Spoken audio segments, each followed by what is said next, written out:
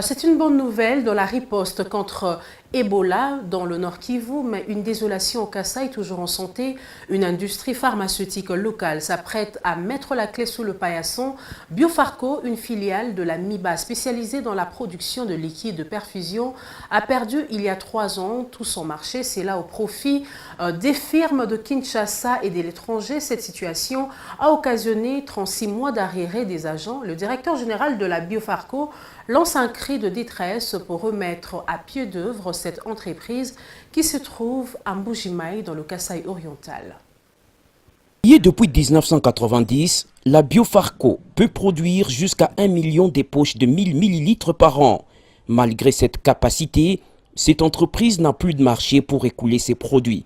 En cause, une concurrence âpre et déloyale, aussi bien des solutés importés par des organismes internationaux que ceux fabriqués à Lubumbashi et Kinshasa. Léonard Nsaka est le directeur général de la Biofarco. La concurrence qui nous tue actuellement, c'est celle des produits importés en très grande quantité et par des centrales qui sont financées par des bailleurs de fonds, notamment l'Union européenne et l'USAID.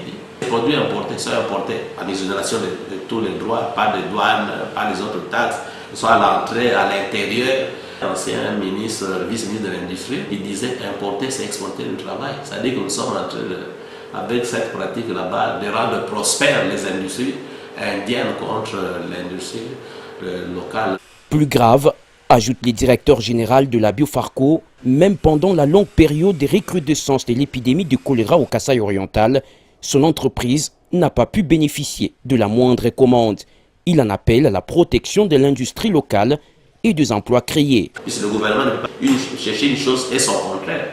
On veut qu'on investisse, mais les investissements qui sont là, il faut les protéger, il faut les consolider. On investit, on produit localement, on crée des emplois, mais à côté, on fait venir des produits fabriqués localement, rendus ici, ils coûtent plus cher.